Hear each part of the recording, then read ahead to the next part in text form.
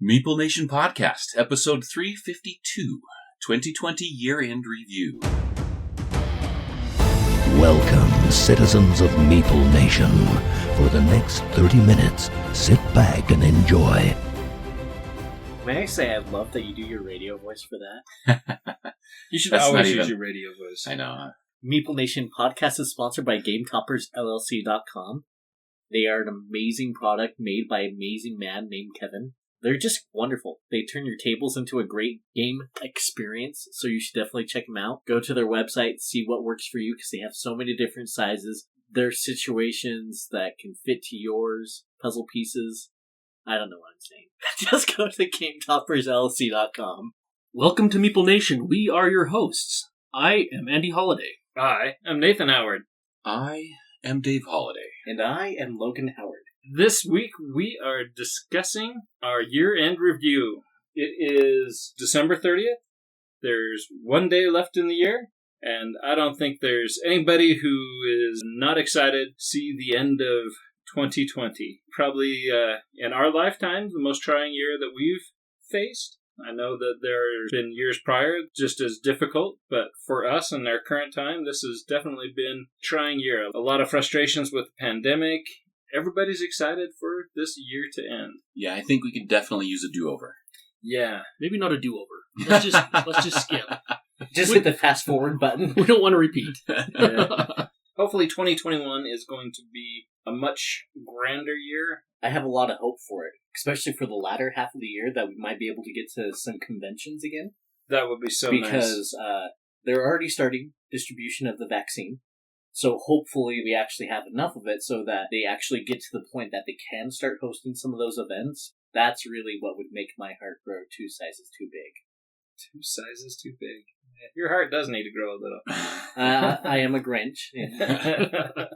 There have been some high points. There's been a lot of high points, actually. I mean, if you look back, there's been a lot of grief and a lot of pain and a lot of humbuggery on 2020. But there has been a lot of positive things that have happened this year. So Absolutely. What's something for you, Andy? What's something that's shined for you? Obviously, SaltCon Spring, awesome. That was the last hurrah before COVID hit. Like the week before. The week before. Well, I remember sitting at SaltCon looking around going, should I be worried right now? Right? And the answer was yes. I remember the lady coughing like 5 feet behind me, and I'm thinking, ooh, I don't think you should be here. That was so much fun. That was actually my first time going to SaltCon Spring. I'd been to SaltCon Summer. All the bells and whistles. Yes. I was going to say, because after Nathan, Tenney, and I came down to SaltCon Spring the year before, we went over to your place, and we're like, oh my gosh, you've got to do this next year. And then when summer hit, you went with us, and then it was just, you were on board. Yeah, Right? and Yeah. Summer was a smaller convention than SaltCon Spring, and I had a ball during the summer convention. So Right. SaltCon Spring was definitely a highlight for me this year. SaltCon Summer and End of Summer are both 2-day, 48-hour events. SaltCon Spring is a 4-day event, which includes, like you were saying, Dave, all the bells and whistles. For me, that's my biggest highlight also. The bells or the whistles? Probably the bells.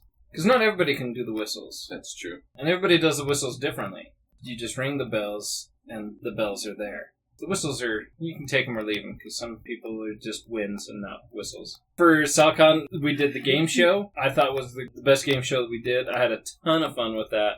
This was the first year I was allowed to be in charge of Werewolf. Thoroughly enjoyed that. We played Salem 1692 with the Hug ladies. I always enjoy games with them. They were involved in all of our social gaming. Werewolf, Time Bomb Evolution, we did some of that. Don't Mess with Cthulhu, Deception Murder in Hong Kong. They're always a super fun group to hang out with. Yes. And I have played so many more games this year than I usually do. You know what you need to do? Start tracking your game. I should. Gaming goals and tracking. Well, I don't know if 2 of us can have gaming goals. As long We as your str- gaming goals match mine. We struggle getting Nathan's gaming goals done at the end of the year, so maybe 2 of us is not such a great idea. I wish you all the luck if you start tracking, because I did it for a few months. What was it, last year or 2 years ago or something? It was last year, I think. Yeah, I didn't last 2019. very long. Applauds for Nathan for being able to do it for so long. Brent has done it for a lot longer than I have. 3 years now. I'm on my 3rd+ year. And I think it's great. Mostly because when we talk about what have I played recently or what game was a highlight for me, You try to think back, what game was a highlight for me in 2020? Mm-hmm. And you go back and you think, okay, we've been playing a lot of Gloomhaven lately. So yeah, that's pretty high on my list, right? But have the ability to use the app to look and say, oh, you know what? We played Battlestar at SaltCon, and that was a ton of fun. We had a great group there. Nemesis was played at SaltCon. Being able to go back and say, you know what? This is what I played. It reminds me that, yeah, you know what? That game was really good. We can have some amazing highlights and amazing games or times that we've played, but get stuck on what we've recently. The end of the year, there's 11 other months. There was exciting stuff that happened. I'm kind of with you on that. That's one of the reasons that I really wish that I were keeping track, because people will ask me that question and I can never answer that question. I can't remember yesterday. But I committed to keeping track of my games and doing that as well. It was about the same as I do every time I commit to dieting or exercise. So the second week of January? Yeah. So I usually think about it for a couple of days. Don't quite download the app. So not even the second week of January. Right. It's about as far as I get. So I get some desire, and I think about it, and I'm like, wow, wouldn't it be nice? And then I mentally commit, I'm going to do this. You mentally commit? I don't think you do. Yeah. All you have to do is pull out your phone and hit a couple of buttons to download the app, and you don't do that? It's pretty weak sauce, bro. Dave, I don't know if you recall this, but one game that you and I have played a ton this year is Descent. Yes. We have played a lot of Descent this year. We've had several different parties going. It has been a lot of fun. Probably more than any other game. I think so. We've played that game more than anything else. And that's kind of what I went off of on my list of game highlights this year, is games that we've spent a lot of time playing over and over and over again. And that definitely is top of the list. That's actually something I'm looking forward for 2021, is playing 3rd edition Descent or something. 3rd edition comes out this year, Yeah. and I'm starting another campaign in 2nd edition, to be honest, because I absolutely love that game. I haven't played it, so I would look forward to either of those. Well, maybe we need to start a campaign. Get us all pumped up and That's ready right. for it. Get ready for everything to change. Yeah. So many other things that we got to play too. There really are. There's a ton of stuff on the list. Keeping track of your games, I can't talk enough about it. I think it's great. I can look at the number one game I played this year was Gloomhaven, and I've only played it 17 times. But so I can go and I can look up that, yeah, I've played it a total of 40 times. So I've played it 23 times prior to when we started our campaign. It's just being able to have that information. I can track that this year I've played over 600 games, which is awesome. That's amazing. Close to 650 games. Wow. And so I still got New Year's Eve. Will hopefully push me over that. The year before I think it was 702 that I had. So do you clock all of your online games as well? I do, only if they are identical to the real game. Okay. Identical, so like Charterstone app. Yes or no? I actually haven't played the Charterstone app because Really? it's too small on my phone and my old man eyes can't see it. I actually had a hard time with Charterstone. I would be able to play it just fine, and I actually really did like the app for it because it was so small. I wasn't able to track what everybody else was doing, so I just had to play my game and hope for the best. Yeah. There's games, there's apps for that's pretty clever or twice as clever, which you can play that solo. That matches the game. Mystic Vale, really good. Race for the Galaxy. Raiders of the North Sea can get almost identical to the game. You go through all the tutorials of it, then you can get to a point where it's the same. If I played that, I would count that. San Juan, Terraforming Mars. Those are great apps that are identical to the game. Why are you shaking your head at Oh, Terraforming? sorry. You just said Terraforming Yeah. Well, we can play it without Dave, and you'll have a different experience. When my big box gets here, we'll let Dave sit and look, and we'll give him a solo game to play while we play Terraforming Mars. You go to the online website, Yukata or Board Game Arena. Those games are identical to the actual board games. And Most so, of them are. Some of them have some differences. do they? Like, which one? I don't know. Some of them, when you read the rules, tell you this is different than the original game here. I don't know. I couldn't tell you. I guess the ones I've played, I haven't found anything that's been different. But speaking of that, PI was a great game that I discovered on Board Game Arena. Yeah. And I really loved this game. In fact, I went and I found somebody on BGG that was selling a copy, and I got a copy coming to me now. So Nice. I'm super excited about getting this out-of-print game of PI. Dave and I, we played a ton of Thunderstone, Vikings, played Attica online.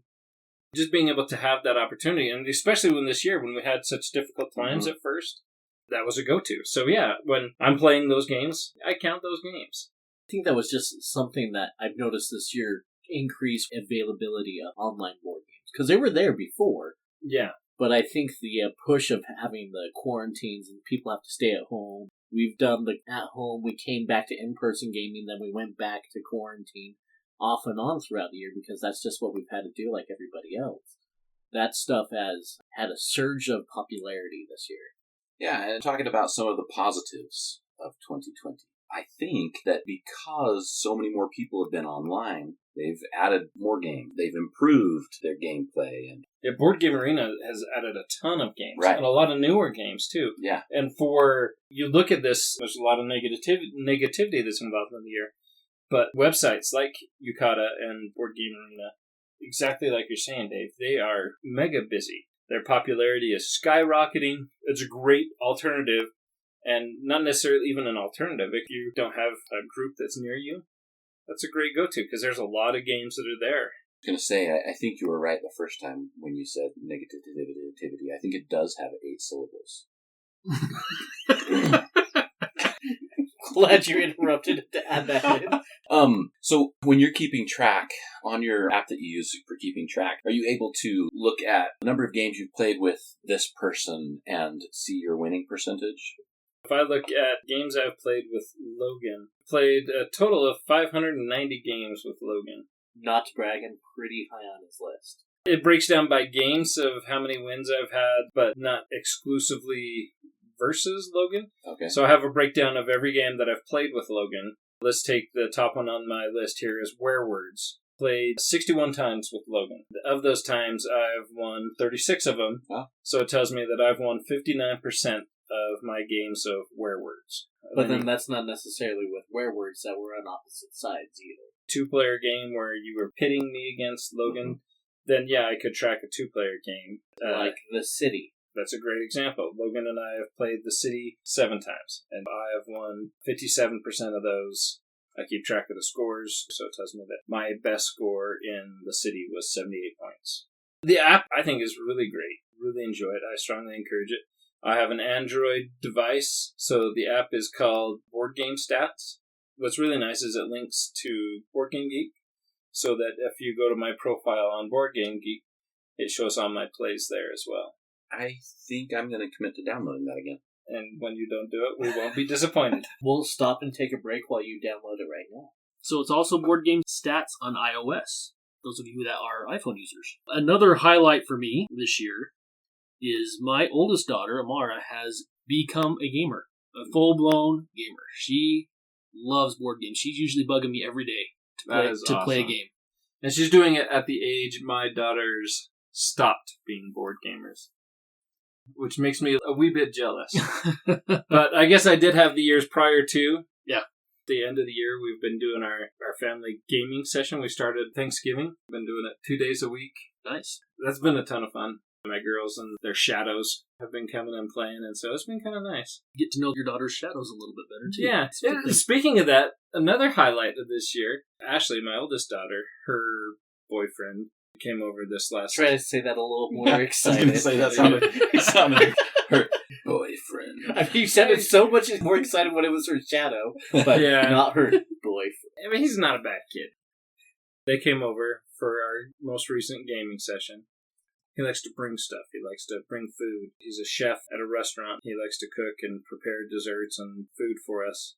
But he actually brought me a game. No kidding. If he brought you a game, you should be way more excited to say boyfriend instead of boyfriend. I am more excited. It was a very nice touch. Not like he brought you a fancy edition of Monopoly. I was just going to say Indiana Jones Monopoly, wasn't it? He brought me this copy of The Island of El Dorado, a game that I'd actually looked at when it was on Kickstarter. I ended up passing on it.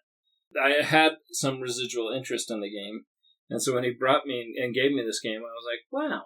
Not only did you bring me a game that wasn't a Monopoly game, he knows who I am. Very thoughtful. Yeah, it was very thoughtful. Went with my daughter to pick a game so that he could find something that wasn't already on your shelf. At least that Ashley knew of. Yeah. It was really nice. And then this looks really fun. I'm excited to play this with you. I guess I could elevate my excitement for the boyfriend.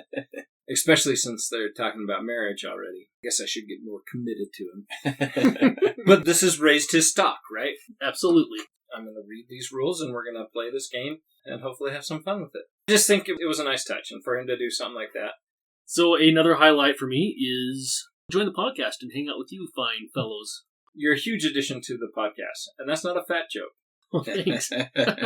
Since you're probably the skinniest one here. It's been great to have somebody who has a lot of board games in your own library that you bring. Logan and I play a lot of the same things. There's very few things that Logan doesn't play without me, and I don't play too much without Logan. It's nice, too. It's a different perspective just with a lot of the gaming that you get with your kids. I agree. Again, going back to Logan and I, a lot of the games that we like are the same. A lot of our opinions are the same. We kind of have not necessarily a monotone opinion, but kind of. So it's very nice, Dave and Andy, both of you, to come. Plus, you're so dang good looking. Oh, shucks. I've actually gotten to play a lot more games that I've never even heard of. Plus, the biggest reason why I have played so many more games this year is started coming to your Thursday night game night and doing our homework for podcast night. I have played a lot more games and built friendships. Definitely a highlight. I was going to say, as far as one of my biggest highlights, along those same lines. I moved here March of 2018, April 2018, somewhere in there. Is it that? 2019, I mean. Yeah. 2019. I was able to come and enjoy the time hanging out for a lot of 2019, but really 2020, I just feel like it's just seemed more back to how it was before I left. I mean, not necessarily all the same people, just with the continuity and the consistency of getting together. And so for me, that's been awesome. I very much enjoy homework nights, where the four of us are playing games, which actually is... We've been doing a lot of homework on Gloomhaven lately. Yes, we have. We need to expand out. The camaraderie that we have, the enjoyment that makes doing the podcast so much more fun and so much more enjoyable. Just those good vibes at the table. It has definitely been a fun year for that. Kind of along the same lines is I've been able to play so many new games, and you know how much I like new games. But there have just been so many this year that I don't remember the number, but in 2019, I remember we were looking back and there was a number of how many new games came out in 2019, and it blew my mind. Yeah, Like, it over was 2,000. It was insane. I'm assuming it's very similar as far as 2020 goes, just tons of new games coming out, but it really seems like just so many of them have been such good games too. Like Tapestry, for example. For those that are at home, yeah, Tapestry. So many of them have been really, really good games, and I've really loved a lot of them. We even had some older games that we've been introduced. Great Western Trail. That's exactly what I was just looking at, yeah. Over 2,000 games in 2019, and I can't find the number right quick. I'm sure the number's pretty similar. Wouldn't If not surprise me if it's higher. larger. Easily getting close to that 3,000 mark. One game, I know we're not really talking about 2021 in this episode, but one game that I would really like to get to the table again for next year is Battlestar Galactica. Andy hasn't had a chance to play that one yet. I own that game and an expansion for it, and I still have not played it. It's one of those older games that it's a classic, and I would love to get it to the table again, and we just unfortunately don't get it to the table very often. I think we need to revisit and stick to our scheduling a little bit better. Get new games to the table on New Game Night. That means I need to find time to read rules. That's always the catch. Currently at work, I'm really busy right now, so I don't have any downtime to read any rules. And I can't read. And you can't read. Logan does stuff? Final highlight for me for 2020. Getting the Minecraft. Getting the Oh, mic. yes. Yeah, that is a That is- huge addition. Fantastic. It is such a wonderful... It improved my game space tenfold. It really did. And I feel bad about it in some ways because for our holiday game night that we've been really bad at doing actually a lot lately. So to clarify, it's not the holidays. Not for the holidays, but for the holiday family. We have a game night, a weekly game night. We scheduled everything. We scheduled the first Friday of the month is this. The second Friday of the month is this night, right? So we have a new game night. We have Nerd Night. I mean, they probably all fit that, but Nerd Night Starfinder Edition and Nerd Night D&D Edition. And we have basically it's scheduled so that we can get all of the different flavors in and all the different things that we want to get to the table. And on the schedule, on the calendar, we have this night is at Andy Poop's house. This night is at Fritchett's house and stuff like that. But ever since Andy got the Mycroft, I'm pretty much committed to going to his house all the time. So I'm feeling bad because I'm just like, yeah, let's just play at Andy's house. And I know Richie really likes to play at his place, so because he likes to be around his family. Well, I'm sure he loves the commute. Yeah, he works from home. He does everything. He doesn't want to leave at all. It is a full 7 minutes from his house to mine, so. I'm mad at Andy for getting the Minecraft too, because now my Watson looks small. That's with the Leaf. And that's with the extension leaf, yeah. Some other highlights, for me anyway, you talked about Tapestry. You got Isle of Cats, Logan back to Isle of Cats. I thought that was a great game, had a ton of fun with that.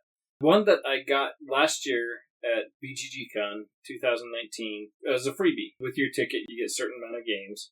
And this was one of the free games I got. Junk Art. It's a dexterity game where you have all these odd shapes. There's 3 rounds, or you can play longer events if you want. But this has been a game that I've played a ton of times. My wife and I played it 10 times in one night. It was great. And when it was just the two of us, we had these sculptures almost 24 inches high. I was really surprised that both of us were able to manage these sculptures that were so high without bumping the table. I highly recommend that to anybody to pick up. It goes up to 6 players. I was really excited to pick that up. Another great one that I've really enjoyed, which was a really big surprise to me, was Camelot. Yeah. Really enjoyed that one, too, and I love that it goes up to 6 players. But Camelot has been a ton of fun. And then we've been playing Betrayal Legacy, which I've really enjoyed. Hasn't been mind-blowing, but I've really still enjoyed. Pandemic Legacy. Now that has been a ton of fun. I'm really glad you guys have got the opportunity to play that. And I look forward to playing Pandemic Season 2. Because I kind of think Pandemic Season 2 was my favorite of the two. And we'll see what Pandemic Season 0 brings, because we haven't started that one. Yeah. I'm really surprised, because playing Pandemic Season 1, holy smokes, it has been by far my favorite Legacy game I've played so far. Yeah. I did not expect any of a different result from you guys. I would agree. Yeah. By far the funnest Legacy game I've ever played. Like, Really? I would really want to try Risk Legacy and other stuff like that. What directly affects from game to game, it actually impacts game to game from, like, our experience with Betrayal Legacy. Far different experience from Betrayal Legacy, or far different experience from Charterstone, which also has that evolution of the game, right? Right, and it has an evolution of the game, and the game changes, but, I don't know, it just doesn't feel as impactful. I don't know, maybe Charterstone is just too much of, like, as degrees changes. Everything changes, but too much the same, because that's part of the Pandemic game, is that it moves at that quicker pace, too.